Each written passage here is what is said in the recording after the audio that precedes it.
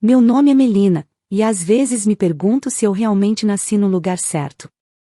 Desde a infância, carreguei a sensação de que havia algo errado comigo, como se eu tivesse vindo ao mundo apenas para ser o contraste apagado do brilho do meu irmão mais velho, Eduardo. Enquanto ele recebia olhares orgulhosos, aplausos calorosos e presentes caros, eu aprendi a me contentar com as sobras, com as palavras frias e com a invisibilidade. Essa diferença moldou não só quem eu era, mas também quem eu me recusei a ser. Eu me tornei uma mulher independente, forte por necessidade, alguém que aprendeu a sobreviver em silêncio. Meu apartamento era pequeno, mas cada detalhe tinha minha essência. As paredes claras refletiam a luz do sol da manhã, que entrava pelas janelas como uma promessa de novos dias. Os móveis eram simples, escolhidos um a um, e a mesa de madeira, herança de uma amiga, eu mesma restaurei, lixando e pintando até que se tornasse um símbolo de resistência. Era ali, entre o cheiro do café forte e as plantas baixas espalhadas pela mesa, que eu me lembrava diariamente de quem eu era, uma arquiteta que começava a construir sua carreira com esforço, sem atalhos, sem a ajuda da família. Mas, por mais que eu tentasse seguir adiante, as lembranças sempre voltavam. Lembro-me de um aniversário meu, quando tinha apenas 10 anos. Eduardo ganhou uma bicicleta importada vermelha, reluzente, enquanto eu, semanas depois, recebi um livro usado, com páginas amareladas e dedicatória de outra criança rabiscada na contracapa. Olhei para os meus pais esperando um gesto de carinho, mas o que recebi foi um simples "seja grata, Melina, conhecimento vale mais que qualquer coisa". Sorri, como sempre fiz, mas naquele dia aprendi que não adiantava esperar justiça em minha casa. As festas de família sempre foram parecidas. Eduardo, com seu jeito exibido, fazia questão de mostrar seus novos presentes, e os convidados, encantados, elogiavam. Eu ficava sentada em um canto, fingindo não me importar, enquanto por dentro desejava apenas ser vista. Quando comecei a crescer, percebi que o problema não era comigo. Eu não era invisível por falta de valor, mas porque o olhar deles estava sempre voltado para outro lugar. Esse entendimento me deu uma estranha forma de liberdade. Eu podia ser quem quisesse, já que nunca seria suficiente para eles de qualquer jeito. Eduardo, desde cedo, gostava de me lembrar da posição que eu ocupava naquela casa. Você devia se esforçar mais, Melina. Quem sabe um dia chega perto de mim, ele dizia, rindo com aquele ar de superioridade. Eu respondia apenas com silêncio, porque aprendi que discutir só aumentava a diversão dele. No fundo, eu sabia que minhas conquistas tinham mais peso do que ele jamais imaginaria, porque eram fruto do meu suor e não do favoritismo. Com o tempo, aprendi a transformar o silêncio em arma. Não ter ninguém para segurar minha mão me obrigou a caminhar com minhas próprias pernas, e cada passo conquistado era uma vitória dobrada.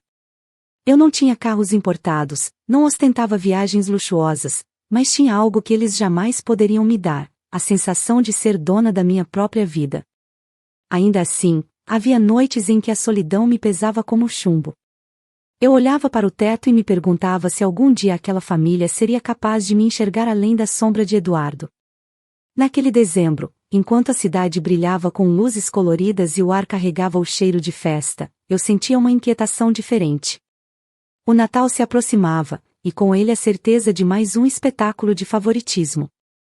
Eu sabia exatamente o que me aguardava: sorrisos largos para Eduardo, presentes caros, e um gesto simbólico qualquer para mim. Mas havia algo em mim que não existia nos anos anteriores, uma chama de resistência que queimava cada vez mais forte. Enquanto fechava os olhos naquela noite, pensei comigo mesma: talvez esteja chegando o momento em que eu não precise mais sorrir diante da humilhação. Talvez desta vez seja diferente. Eduardo sempre foi tratado como um rei dentro de casa, e eu cresci aprendendo a observar o trono que nunca seria meu. Meu irmão, 3 anos mais velho do que eu, nasceu com a coroa invisível de orgulho da família. Desde cedo, ganhou os melhores colégios, cursos de idiomas, viagens para o exterior e todo o investimento emocional que meus pais podiam oferecer. Eu acompanhava tudo de longe, como quem assiste a uma peça de teatro da plateia, sabendo que nunca teria direito a subir ao palco. Hoje, ele tem 29 anos e se apresenta como empresário do setor de tecnologia. Seus negócios cresceram rápido, e não sei até que ponto foi mérito dele ou apoio financeiro constante dos meus pais. Eduardo adora ostentar. Ele não perde a chance de mostrar o relógio suíço no pulso, o celular de última geração, o carro esportivo. O brilho que ele exibe não está apenas nos objetos, mas na maneira como fala, sempre alto, sempre com ar de importância. E, claro, meus pais se derretem em elogios. Lembro-me de um jantar recente na casa deles, quando Eduardo surgiu com um terno impecável e começou a contar sobre uma reunião em Nova York. Fechei um contrato milionário, pai. Eles ficaram impressionados com minha visão estratégica, disse ele, inflando o peito. Minha mãe suspirou, emocionada, e respondeu, Eduardo, você nasceu para brilhar. Meu pai, orgulhoso, completou, você é a prova de que a família tem futuro. Esse é o caminho da grandeza. Eu estava à mesa, em silêncio, comendo em pequenas porções para não me engasgar com a indiferença. Ninguém me perguntou como estavam meus projetos de arquitetura, mesmo sabendo que eu tinha acabado de entregar meu primeiro trabalho independente. Eduardo sempre soube do poder que tinha sobre eles e gostava de me lembrar disso. Não se preocupe, Melina, um dia você encontra seu rumo. Nem todo mundo nasceu para ser destaque, ele disse naquela noite, erguendo a taça de vinho como se brindasse a minha invisibilidade. Engoli em seco e apenas sorri, mas por dentro senti a pontada de ironia que atravessava como faca. Ele sempre foi competitivo, mas de uma forma suja. Se eu conseguia uma pequena conquista, ele fazia questão de superá-la ou ridicularizá-la. Quando terminei minha graduação, ele comentou, a arquitetura é bonita, mas não se compara com a revolução tecnológica. O futuro é comigo. Quando comprei meu primeiro carro usado, ele gargalhou e disse, talvez seja a hora de meus pais te ajudarem com algo melhor, mas enfim, você gosta dessas coisas simples. Eu já não respondia, porque aprendi que minha força estava em não dar a ele o prazer da provocação. Meus pais, cegos, nunca enxergaram o veneno por trás das palavras dele. Para eles, Eduardo era o orgulho vivo, o exemplo de determinação, o filho que dava sentido à vida deles. Eu era apenas um complemento, a filha que estava ali, mas não acrescentava nada ao quadro que eles pintavam. Isso me doía, mas também me tornava mais forte. Aprendi a não buscar reconhecimento onde nunca existiria. Ainda assim, confesso que havia noites em que a comparação me perseguia. Eduardo brilhava diante de todos, enquanto eu apagava minhas vitórias no silêncio do meu apartamento. Havia algo de cruel em saber que não importava o quanto eu lutasse, meus passos seriam sempre ignorados, enquanto os dele eram enfeitados com flores. Mas, de algum modo, esse contraste me ensinou a construir em silêncio, sem depender de aplausos. Eu sabia que o Natal traria mais um espetáculo em torno de Eduardo. E, enquanto pensava nisso, um sentimento estranho crescia dentro de mim. Não era inveja. Era uma mistura de raiva e determinação, um pressentimento de que, em breve, toda essa farsa iria ruir. Eu ainda não sabia como, mas sentia que a coroa de filho de ouro que ele carregava começaria a pesar mais do que ele imaginava. Na véspera de Natal, enquanto terminava de arrumar meu cabelo diante do espelho, senti aquela mistura incômoda de ansiedade e resignação. Eu sabia exatamente como seria a noite, a mansão dos meus pais brilhando como se fosse um palácio, os convidados bem vestidos circulando com taças nas mãos, e Eduardo, mais uma vez, no centro de todas as atenções. Ainda assim, coloquei meu vestido vermelho simples, passei um batom discreto e respirei fundo. Não era por eles que eu estava indo, era por mim mesma, porque, apesar de tudo, eu ainda tentava acreditar que fazia parte daquela família. Quando cheguei, a cena foi exatamente como eu havia imaginado. A mansão estava iluminada com luzes douradas, árvores de Natal em cada canto e um buffet de pratos caros que parecia saído de uma revista de luxo. As pessoas riam alto, brindavam, e no meio de toda aquela exibição estava Eduardo, vestindo um terno impecável e narrando suas histórias com a segurança de quem sabe que todos ouvirão. Em minha última viagem, o diretor da empresa me disse que eu sou um exemplo de visão, ele dizia, gesticulando como um palestrante de sucesso. E, claro, meus pais estavam ao lado, sorrindo como se cada palavra fosse uma medalha. Fui recebida com beijos frios no rosto, daqueles que parecem mais um protocolo do que um gesto de carinho. Minha mãe disse apenas: "Você veio, que bom", e logo voltou a ouvir Eduardo. Meu pai me lançou um olhar rápido, quase mecânico, antes de se virar para um dos convidados e comentar sobre os negócios da família. Eu caminhei até um dos cantos da sala e me servi de uma taça de espumante, observando a cena como uma espectadora que ninguém nota. De onde eu estava, podia ouvir claramente os diálogos que me atravessavam como facas invisíveis. "Seu filho é brilhante, tem um futuro promissor", dizia uma senhora bem vestida. Meu pai sorria orgulhoso e respondia: "Eduardo nasceu para isso, sempre foi especial." Eduardo ria, agradecia os elogios e, como de costume, lançava olhares de canto de olho para mim, apenas para me lembrar da minha condição de figurante. Em determinado momento, ele se aproximou de mim com a taça em mãos. "Está quieta como sempre, Melina. Vai ficar aí no canto a noite toda?", perguntou com aquele tom de falsa preocupação que escondia arrogância. Respondi calmamente: "Estou bem aqui, não se preocupe." Ele sorriu de lado e completou: "Claro que está, você sempre se contenta com pouco." Depois, voltou para o círculo de admiradores. Enquanto a noite avançava, eu caminhava pelos corredores da mansão, observando os detalhes da decoração impecável. A árvore principal estava no centro da sala, coberta de enfeites de cristal e luzes cintilantes.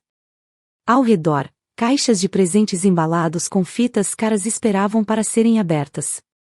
Tudo era perfeito demais, mas não havia calor humano ali. Era como se cada objeto daquela casa fosse mais valorizado do que qualquer gesto de afeto. Sentei-me em uma poltrona próxima à lareira e fiquei em silêncio, olhando as chamas dançarem. Eu me perguntava se algum dia teria um Natal diferente, um Natal em que não fosse invisível. Ainda assim, mantive o sorriso, porque aprendi que mostrar dor era dar munição a quem adorava me diminuir. Naquele instante, senti que estava diante de mais uma prova de fogo, e algo dentro de mim sussurrou que eu precisaria de toda a minha força para suportar o que estava prestes a acontecer. A sala inteira silenciou quando meu pai pigarreou e anunciou que era hora da entrega dos presentes. Esse sempre foi o momento mais esperado da noite, não porque houvesse afeto no gesto, mas porque servia de palco para mais um espetáculo de ostentação. Eu, sentada na poltrona perto da lareira, segurei firme a taça de espumante e respirei fundo. Sabia exatamente como seria, todos reunidos em volta da árvore, os embrulhos luxuosos abertos com risos e aplausos, e eu em segundo plano, fingindo que aquilo não me afetava. Meu pai se aproximou da árvore enorme, toda enfeitada com laços dourados, e chamou Eduardo com a voz carregada de orgulho. "Filho, temos algo especial para você este ano", disse, com um sorriso que só vi brilhar por ele. Eduardo levantou-se com ares de príncipe coroado e caminhou até a árvore sob os olhares atentos dos convidados. Minha mãe, emocionada, segurava a mão dele como se estivesse diante de uma conquista divina. Então, meu pai entregou a chave reluzente, presa a uma pequena caixa vermelha. Eduardo abriu e ergueu no ar, triunfante, a chave de uma BMW novíssima, avaliada em mais de R$ 650 mil. Os convidados aplaudiram de pé, alguns chegaram a gritar de empolgação. Eduardo abriu um sorriso largo e se virou para todos. "Uma BMW, nada menos do que eu mereço", disse em tom de brincadeira, mas claramente saboreando cada segundo daquela consagração pública. Meus pais riram, orgulhosos, e minha mãe completou: "Você é a realização de todos os nossos sonhos." As palavras ecoaram como marteladas dentro de mim. Então chegou a minha vez. Minha mãe olhou rapidamente para mim e puxou debaixo da árvore um pequeno pacote. Era minúsculo comparado às caixas volumosas que já haviam sido abertas naquela noite. Com expressão indiferente, ela estendeu o embrulho em minha direção.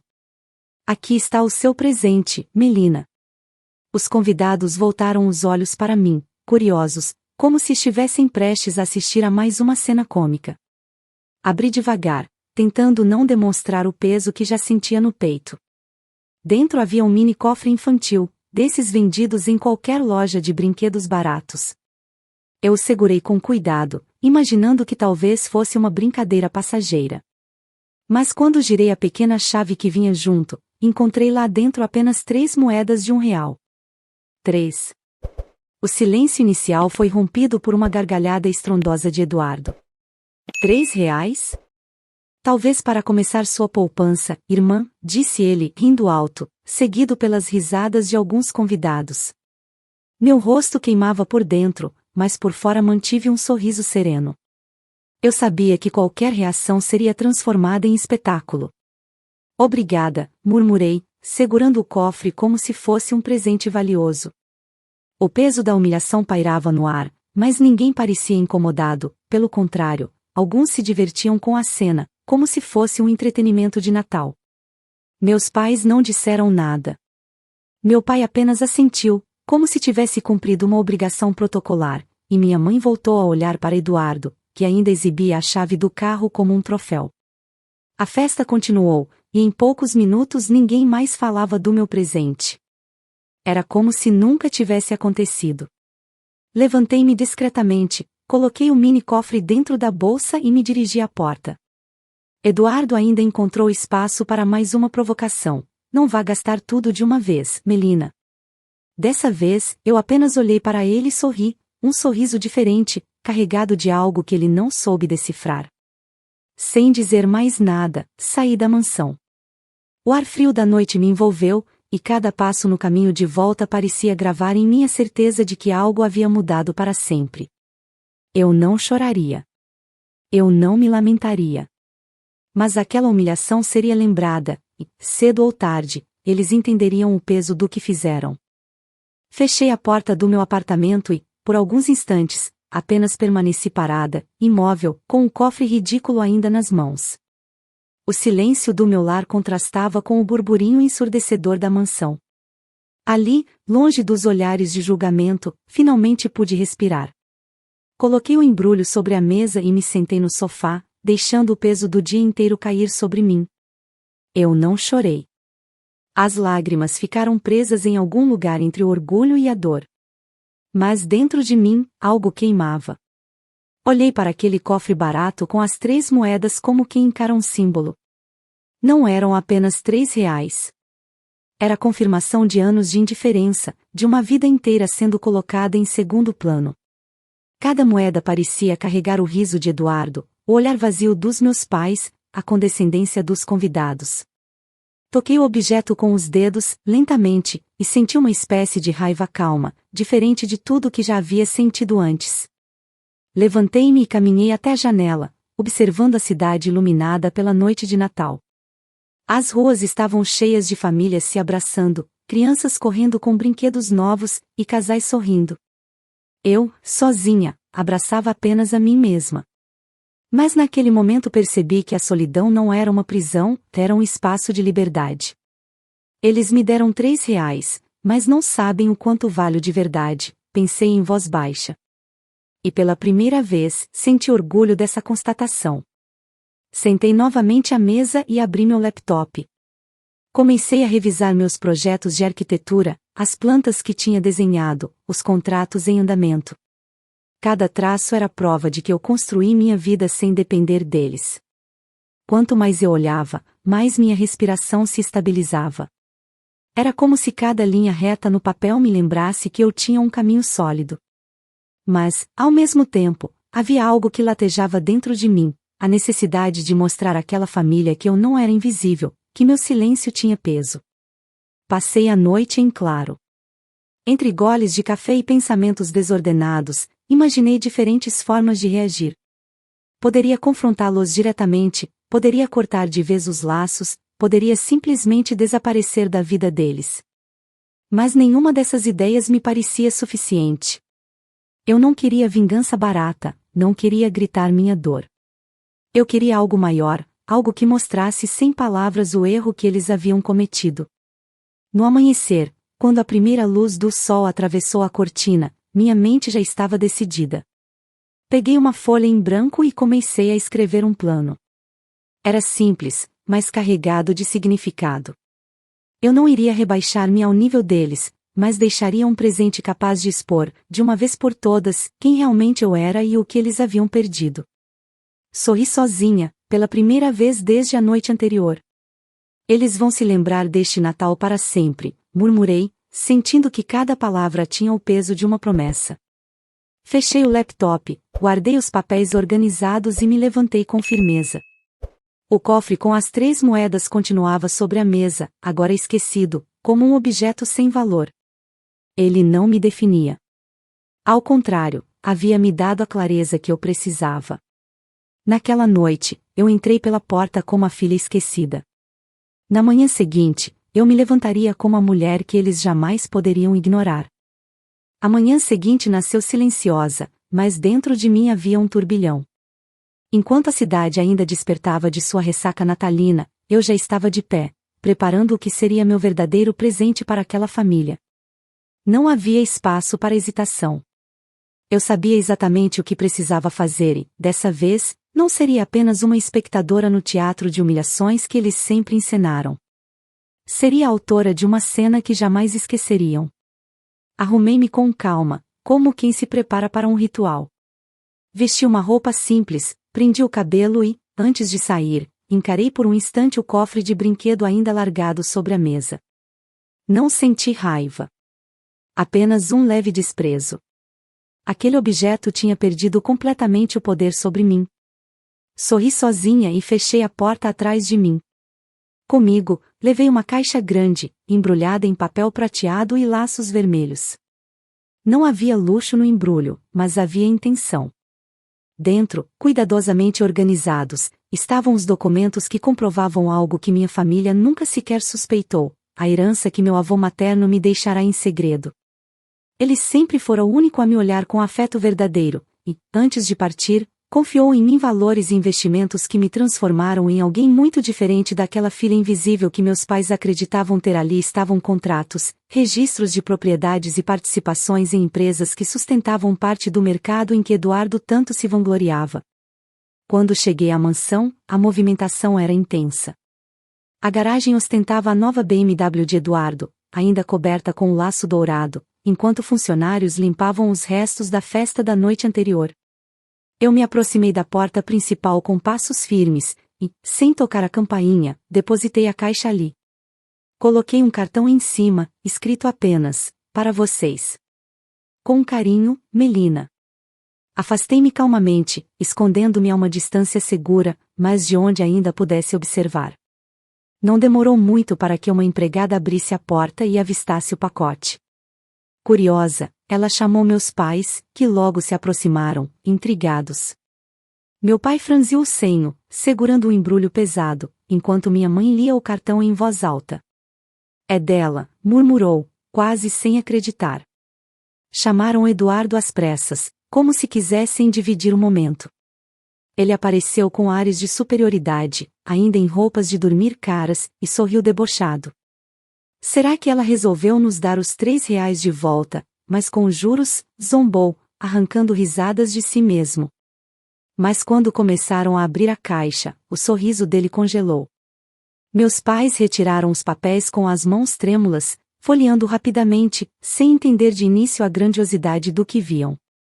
Meu pai empalideceu ao reconhecer selos oficiais de cartórios, contratos assinados e documentos de propriedades. Minha mãe levou a mão à boca, chocada. Eduardo, aproximando-se mais, arrancou alguns dos papéis da caixa e leu em voz alta, tentando manter a calma. Participação majoritária, investimentos, imóveis avaliados em milhões. Sua voz vacilou, e ele me procurou com os olhos, mas eu estava distante demais para ser vista. O silêncio que se instalou não foi de surpresa alegre, mas de pânico. Eles gritavam, discutiam entre si, incapazes de processar o que significava. A filha invisível, a esquecida, era, na verdade, a peça central de algo muito maior do que todos eles juntos. E, pela primeira vez, não havia risos, não havia ironias, não havia comparações. Havia apenas a verdade estampada diante deles. Eu não era a sombra de Eduardo. Eu era a luz que eles nunca quiseram enxergar. De longe, observando aquela cena, senti meu coração bater em paz. Eu não precisava estar lá dentro para ouvir cada palavra, cada grito, cada confusão. Bastava saber que, naquele instante, todo o teatro da perfeição familiar desmoronava. O presente não era apenas uma caixa com documentos. Era o reflexo da minha força, da minha independência, e a lembrança que, a partir daquele dia, eles nunca mais poderiam me ignorar. Do ponto onde eu estava, escondida pela sombra das árvores do jardim lateral, pude ouvir os primeiros sons de desespero ecoando da sala da mansão. Meus pais ainda tentavam organizar os documentos, abrindo e fechando pastas, como se, em algum momento, encontrassem uma explicação que aliviasse o choque. Eduardo, no entanto, reagia de maneira diferente. Ele não apenas lia as folhas, ele as devorava com os olhos, como se estivesse procurando uma falha, uma brecha que provasse que tudo não passava de um engano. Mas quanto mais lia, mais o sangue sumia do seu rosto. Vi quando ele ergueu um dos contratos e gritou: "Isso não pode ser verdade." Como ela conseguiu tudo isso sem que ninguém soubesse? A voz dele saiu embargada, carregada de incredulidade e raiva. Meu pai, pálido, se limitava a dizer: "Está tudo autenticado, não é possível, não é possível." Minha mãe, com as mãos trêmulas, tentou se apoiar na poltrona próxima, como se as pernas não conseguissem mais sustentá-la. A verdade que os documentos escancaravam era simples, mas devastadora para eles. Eu não apenas havia herdado uma fortuna significativa do meu avô materno, como também administrava, silenciosamente, investimentos em empresas que Eduardo tanto se vangloriava de dominar. Parte das parcerias que sustentavam o crescimento da companhia dele tinha origem em fundos onde eu era acionista majoritária. Era como se, de repente, o pedestal que sustentava o filho de ouro tivesse rachado de cima a baixo. "Não pode ser coincidência", Eduardo gritou, jogando os papéis sobre a mesa. "Ela deve ter feito isso de propósito, para me humilhar. Não é possível que tenha estado envolvida em negócios desse porte sem que eu soubesse." A acusação ecoou como um soco no ar, mas a realidade era que eu nunca precisei humilhá-lo, ele mesmo se destruía com o peso da própria arrogância. Meus pais, por outro lado, não sabiam se olhavam para ele ou para os documentos. Minha mãe murmurava: "Como deixamos isso acontecer?" Ela nunca disse nada, nunca. Meu pai, cabisbaixo, parecia buscar uma explicação racional, mas não encontrava. O contraste era cruel, anos e anos dedicados a inflar o ego de Eduardo, enquanto eu, silenciosa, crescia longe dos holofotes. Agora, toda a máscara caía. O que me marcou não foi o grito de Eduardo, nem o olhar perdido dos meus pais. Foi o som que veio depois, o silêncio pesado de quem percebeu, tarde demais, que havia construído um castelo sobre areia. Eles não apenas me ignoraram, eles escolheram não me enxergar. E agora, confrontados com a realidade, gritavam não porque eu os havia enganado, mas porque, pela primeira vez, perceberam o quanto estavam cegos. Eu respirei fundo, ainda escondida, e senti uma calma estranha tomar conta de mim. Não era vingança. Não era prazer em vê-los sofrendo. Era justiça. Era como se o mundo, finalmente, tivesse colocado cada peça no lugar certo. Enquanto eles se desesperavam dentro da mansão, eu me sentia mais leve do que nunca, como se estivesse soltando uma corrente que me prendia desde a infância. Naquele instante, percebi que a dor deles não vinha apenas do que eu havia revelado. Vinha do que haviam perdido, a chance de me valorizar quando ainda havia tempo. E, por mais que gritassem, nada poderia devolver os anos que desperdiçaram me tratando como se eu fosse invisível. Eu não pretendia entrar naquela casa novamente tão cedo, mas havia algo em mim que pedia encerramento.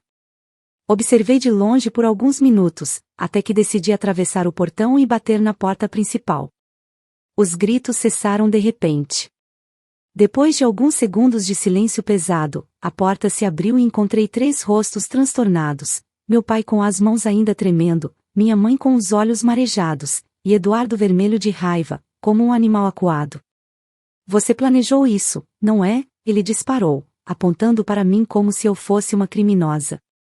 "Deixou tudo escondido só para jogar na nossa cara agora, para nos humilhar." Sua voz ecoava pelo hall decorado com guirlandas e luzes cintilantes, que de repente pareciam deslocadas diante da tensão. Olhei diretamente para ele e respondi, em tom calmo: "Não precisei planejar nada, Eduardo. Eu apenas cuidei da minha vida. A humilhação não veio de mim." veio da forma como vocês sempre escolheram me tratar. Minha mãe deu um passo à frente, com lágrimas escorrendo, mas incapaz de esconder a incredulidade. Por que nunca nos contou? Por que guardou tudo em segredo? Respirei fundo antes de responder. Porque vocês nunca me ouviram. Quando eu falava, vocês olhavam para outro lado. Quando eu conquistava algo, vocês diminuíam. Vocês nunca quiseram me conhecer de verdade. Então, eu parei de tentar. E a vida se encarregou de me mostrar que eu não precisava da aprovação de vocês para ser alguém. Meu pai se remexeu desconfortável, como se buscasse recuperar alguma autoridade. Você devia ter dividido isso com a família. Somos sangue do mesmo sangue. Sorri amargo. Família não é só sangue. Família é presença, é apoio, é respeito.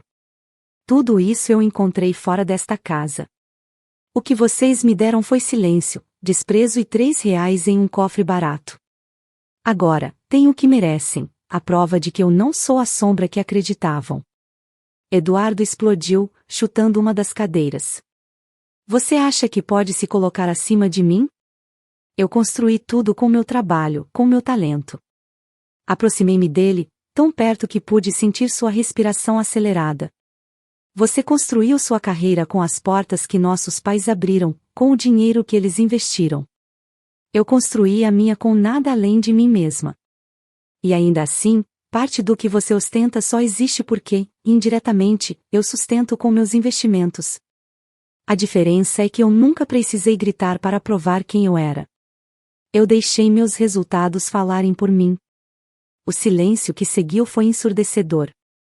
Minha mãe soluçava, meu pai mantinha os olhos fixos no chão, e Eduardo me encarava como se sua coroa invisível tivesse acabado de ser arrancada.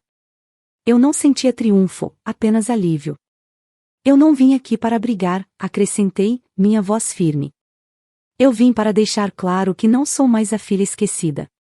Vocês podem me amar ou me odiar, podem se arrepender ou não, mas a partir de agora não terão mais poder sobre mim. Não precisam me ligar, não precisam me procurar. Eu não quero nada além da minha liberdade. E isso eu já conquistei. Deixei-os paralisados ali, no meio do luxo que agora parecia vazio, e caminhei até a porta. Ao sair, senti o ar fresco da manhã tocar meu rosto como um abraço invisível. Pela primeira vez, não carregava o peso da rejeição. Eu havia devolvido cada ferida em forma de dignidade, e isso era mais valioso do que qualquer presente de Natal. Quando fechei a porta da mansão atrás de mim, senti que um ciclo inteiro havia se encerrado. Pela primeira vez, meus passos não eram apressados, não eram de fuga, mas de libertação. Caminhei devagar até o carro estacionado do outro lado da rua, e enquanto as luzes da mansão diminuíam atrás de mim, percebi que aquela não era mais a minha casa, nem mesmo simbolicamente. Eu tinha deixado para trás não apenas uma noite de Natal, mas anos de humilhação acumulada. Naquela manhã, enquanto dirigia de volta para meu apartamento, pensei nas consequências inevitáveis do que havia acontecido. Eduardo jamais voltaria a me olhar com o mesmo desprezo, não porque tivesse aprendido a me respeitar, mas porque agora sabia que eu era um obstáculo intransponível para o seu ego. E isso o corroía. A arrogância que ele sempre carregou como armadura havia se quebrado, revelando a insegurança que ele tanto escondia. Soube mais tarde que ele passou os dias seguintes obcecado, tentando encontrar brechas nos documentos, procurando formas de desmerecer meus investimentos. Mas, ao perceber que nada podia desfazer a verdade, seu desespero o levou a cometer erros nos negócios, expondo fragilidades que antes ficavam mascaradas pelo apoio dos meus pais. Meus pais, por outro lado, viveram um silêncio amargo. Minha mãe, que sempre sonhara em ter um filho que brilhasse diante da sociedade, teve de encarar o fato de que a filha que ela menosprezava havia se tornado muito mais do que ela jamais ousara imaginar. Sei que chorou durante noites, mas não eram lágrimas de orgulho, eram lágrimas de arrependimento. Meu pai, tão pragmático e orgulhoso, preferiu se calar. Ele se refugiou no trabalho, tentando fingir que nada havia mudado, mas no fundo, eu sabia. Aquele homem que sempre ergueu o filho no pedestal tinha de lidar agora com o vazio de perceber que havia ignorado a verdadeira força da família. Quanto a mim, os dias que seguiram foram de uma leveza inédita. Eu me concentrei no meu trabalho, fechei novos contratos e investi ainda mais no que vinha construindo silenciosamente há anos. Amigos verdadeiros se aproximaram, não por interesse, mas porque sempre acreditaram em mim, mesmo quando a minha família não acreditava. Aos poucos, percebi que a solidão que antes me pesava agora se transformava em escolha. Não era mais um castigo, mas uma liberdade. Recebi algumas mensagens de minha mãe nos dias seguintes. Curta, fria, como quem não sabe por onde começar. Precisamos conversar, ela escreveu certa vez. Não respondi. Não porque guardasse ódio, mas porque entendi que não havia mais nada a dizer. Meu pai não se pronunciou. Eduardo, em sua soberba ferida, também se calou. O silêncio deles era, de certa forma, o reconhecimento mais poderoso que eu poderia receber. Naquele fim de tarde, sentei-me na varanda do meu apartamento, observando a cidade iluminada ainda com restos de decoração natalina. Segurei uma xícara de chá e deixei que o vento frio me envolvesse. Sorri sozinha, não o sorriso amargo de quem precisa provar algo, mas o sorriso sereno de quem finalmente entende o próprio valor. Eu havia sido a filha esquecida, a invisível, a que recebia restos.